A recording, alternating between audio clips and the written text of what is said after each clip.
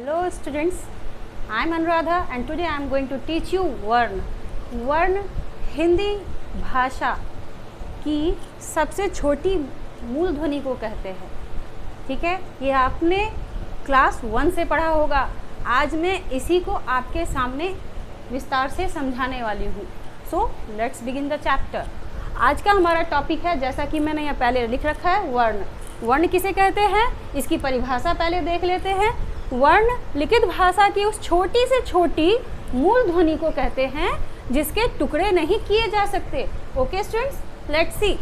वर्ण किसे कहते हैं, फिर से मैं बता रही हूँ, उस छोटी से छोटी मूल ध्वनि को, किसकी, भाषा की उस छोटी से छोटी मूल ध्वनि को वर्ण कहते हैं जिसके टुकड़े नहीं किए जा सकते हैं।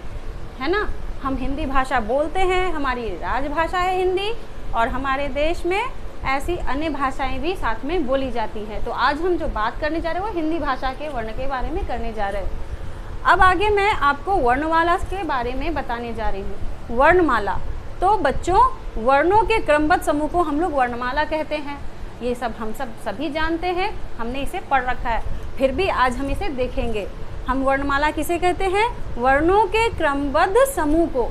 है ना, जैसे कि अ के बाद आ ही आएगा, ऐसे ही नहीं कि क के बाद फ लिख दिया, अ लिख दिया, उसको वर्णमाला नहीं कहेंगे।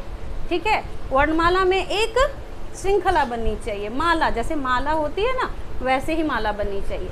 आगे हम बढ़ेंगे तो हम देखेंगे वर्ण कितने प्रकार के हैं। अब हमें ये तो पता है वर्ण किसे कहते हैं, वर्णमाला किसे कहते हैं।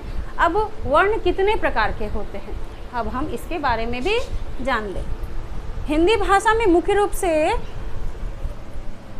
कई प्रकार के वर्ण पाए जाते हैं। पहला तो स्वर वर्ण है, आप सब जानते हो, अ से लेके औ तक। गुड, कहाँ से, अ से लेके औ तक, वेरी गुड। लेकिन एक सवाल आ रहा होगा हमारे छोटे बच्चों में कि हमने तो अंग अह को भी पढ़ा था, लेकिन अब चूंकि आप बड़े हो गए, आप तो पता है अंग अह किस में आ गया, अयोगवाह में। ठीक है, जिसको अनुस्वार, अनुनासिक और विसर्ग के नाम से भी जानते हैं।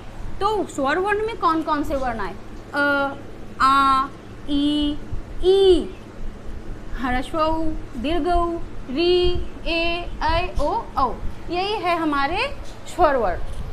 आगे अंग, जिसको कि हम लोग अनुस्वार कहते हैं और जिसमें बिंदी होती है। अब अ लिखिए, जिसमें चंद्र बिंदु, ये जो आप देख रहे हो ये चांद है, उसके ऊपर बिंदु, इसको चंद्र बिंदु कहते हैं, इसको अनुनासिक के नाम से जानते हैं। ठीक है, अब अ के बाद दो बिंदी लगी हुई है, इसको अह कहते हैं, इसको हम लोग विसर्ग के नाम से जानते हैं। जैसे मेरा एक नाम है, आपका एक नाम है, ऐसे ही इन वर्णों का भी नाम है। ओके, गुड, आई होप आपको ये लेसन समझ में आ रहा होगा। अब हम लोग आते हैं स्पर्श व्यंजन में।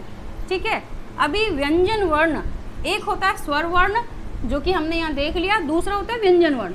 व्यंजन वर्ण का ही एक भाग है स्पर्श व्यंजन। ठीक है ना, मेरे पास जगह कम थी इसलिए मैंने यहाँ स्पर्श व्यंजन को लिखा है। व्यंजन वर्ण का ही ये हिस्सा है जिसमें स्पर्श व्यंजन एक भाग है।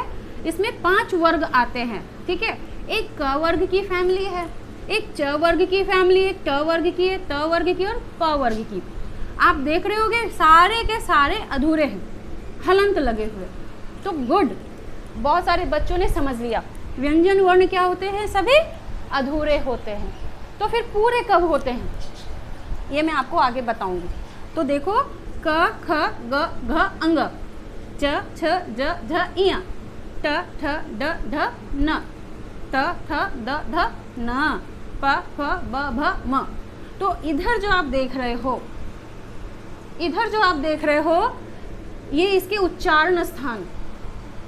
क्या है ये, उच्चारण स्थान।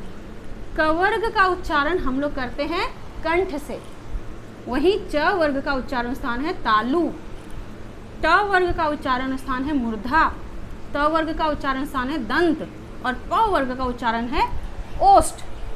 सो क्लियर हुआ आपको? आई होप यहाँ तक आपको समझ में आ गया होगा। तो मैं अभी का वीडियो यहीं ख़त्म कर रही हूँ। Thank you, that's all for today.